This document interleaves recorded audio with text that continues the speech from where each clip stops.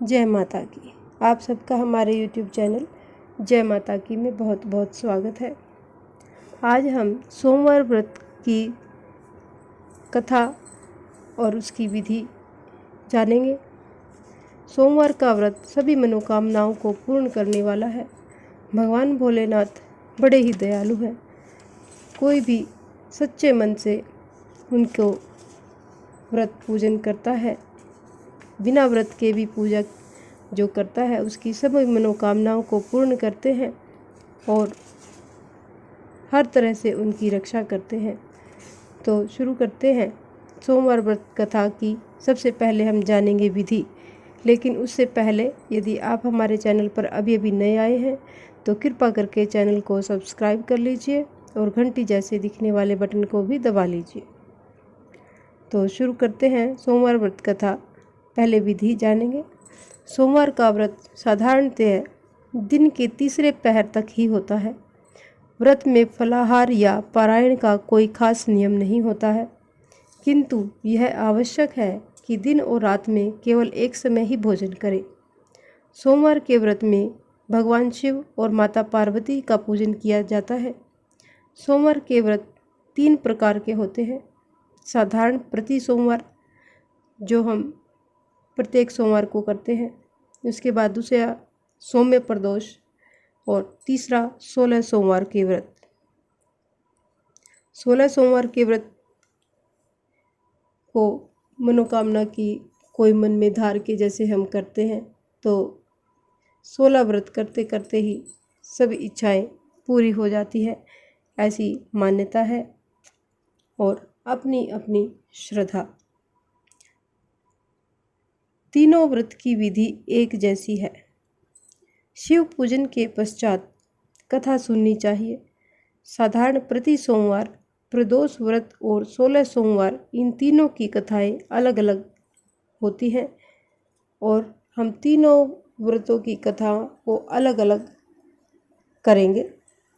सबसे पहले अभी सोमवार व्रत की कथा, जो साधारण प्रति सोमवार है, उसकी कथा जानेंगे। एक बहुत धनवान साहूकार था, जिसके घर धन आदि किसी प्रकार की कमी नहीं थी, परंतु उसको एक दुख था कि उसके कोई पुत्र नहीं था। वह इसी चिंता में दिन रात रहता था। वह पुत्र की कामना के लिए प्रति सोमवार को भगवान शिव जी का व्रत व पूजन किया करता था तथा सायंकाल को शिव मंदिर में जाकर शिव जी के श्री विग्रह के सामने दीपक जलाया करता था। उसके इस भक्ति भाव को देखकर एक समय श्री पार्वती माता जी ने महाराज शिवजी भगवान से कहा, महाराज, यह साहूकार आपका अनन्य भक्त है और सदैव आपका व्रत और पूजन बड़ी श्रद्धा से करता है। इसकी मनोकामना पूर्ण करनी चाहिए।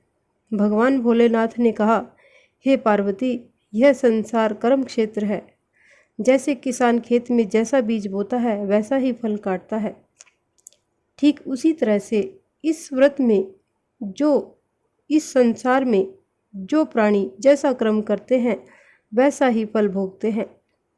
माँ पार्वती ने अत्यंत विनय के साथ, आग्रह के साथ भगवान भोलेनाथ को कहा, महाराज, जब यह आपका अनन्य भक्त है और इसको अगर किसी प्रकार का कोई दुख है तो आपको इसे अवश्य ही दूर करना चाहिए, क्योंकि आप अपने भक्तों पर सदैव दयालु होते हैं और उनके दुखों को दूर करते हैं।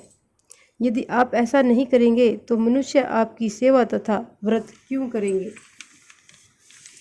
माता पार्वती का आग्रह देखकर भगवान भोलेनाथ महाराज कहने लगे, हे पार्वती, इसके कोई पुत्र नहीं है, इसी चिंता में यह अधिक दुखी रहता है।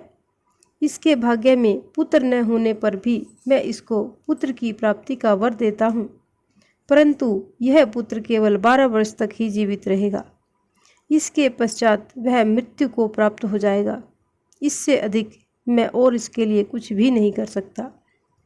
ये सब बातें वो साहूकार भी सुन रहा था। इससे उसको न तो कुछ प्रसन्नता हुई और न ही कुछ दुख हुआ।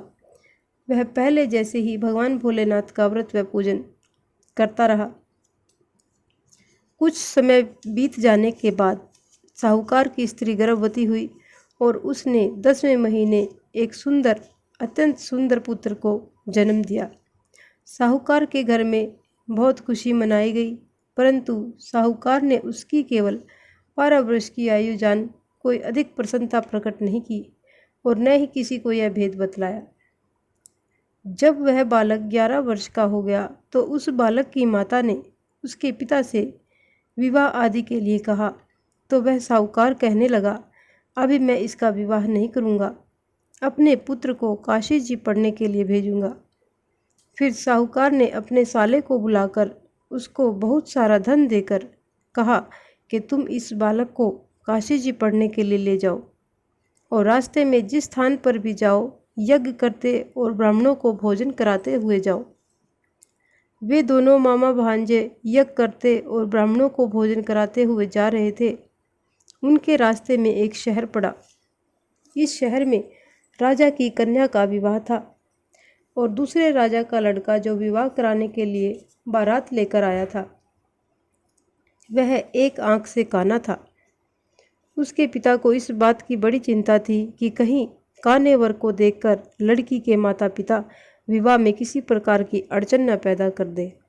इस कारण जब उसने अति सुंदर सेठ के लड़के को देखा तो मन में विचार किया कि क्यों ना इस लड़के से विवाह आदि का कार्य संपन्न करा लिया जाए।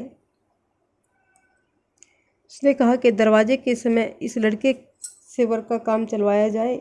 ऐसा विचार करके वर के पिता ने उस लड़के के मामा से बात की तो वो राजी हो गए। फिर उस लड़के को वर के कपड़े पहना तथा घोड़ी पर चढ़ा दरवाजे पर ले गए और सब कार्य प्रसन्नता से पूर्ण हो गए। फिर वर के पिता ने सोचा कि यदि विवाह कार्य भी इसी लड़के से करा लिया जाए तो क्या बुराई है। ऐसा विचार करके लड़के और उसके मामा ने कहा, यदि आप फेरों और कन्यादान का काम भी करवा दें तो आपकी बड़ी कृपा होगी और मैं इसके बदले में आपको बहुत सारा धन दूंगा। तो उन्होंने स्वीकार कर लिया और विवाह कार्य भी बड़ी अच्छी तरह से संपन्न हो गया। परंतु जिस समय लड़का जाने लगा तो उसने राजकुमारी की चुंदड़ी के पल्ले पर लिख दिया कि तेरा विवाह तो मेरे साथ हुआ है, परंतु जिस राजकुमार के साथ तुमको भेजेंगे वह एक आंख से काना है और मैं तो काशी जी पढ़ने जा रहा हूँ। लड़के के जाने के पश्चात उस राजकुमारी ने जब अपनी चुंदड़ी पर ऐसा लिखा हुआ पाया तो उसने राजकुमार के साथ जाने से मना कर दिया और कहा कि यह मेरा पति नहीं है, मेरा विवाह जिसके साथ हुआ है वह तो काशी जी पढ़ने गए हैं। राजकुमारी के माता पिता ने अपनी कन्या को विदा नहीं किया और बारात वापस चली गई। उधर सेठ का लड़का और उसका मामा काशी जी पहुंच गए। वहां जाकर उन्होंने यज्ञ करना और लड़के ने पढ़ना शुरू कर दिया। जब लड़के की आयु 12 वर्ष की हो गई तो उन्होंने एक दिन यज्ञ रचा रखा था कि लड़के ने अपने मामा से कहा, मामा जी आज मेरी तबीयत कुछ ठीक नहीं है। मामा ने कहा, अंदर जाकर सो जाओ। लड़का अंदर जाकर सो गया और थोड़ी ही देर में उसके प्राण निकल गए। जब उसके मामा ने आकर देखा तो वह मुर्दा पड़ा था। यह देख उसको बहुत दुख हुआ और उसने सोचा कि अगर मैं अभी से रोना पीटना मचा दूंगा तो यज्ञ का कार्य अधूरा रह जाएगा।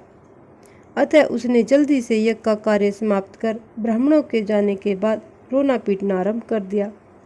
संयोगवश उसी समय भगवान शिव और माता पार्वती जी उधर से ही जा रहे थे।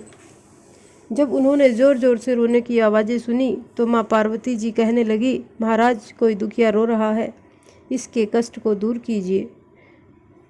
जब शिव पार्वती जी के पास जाकर देखा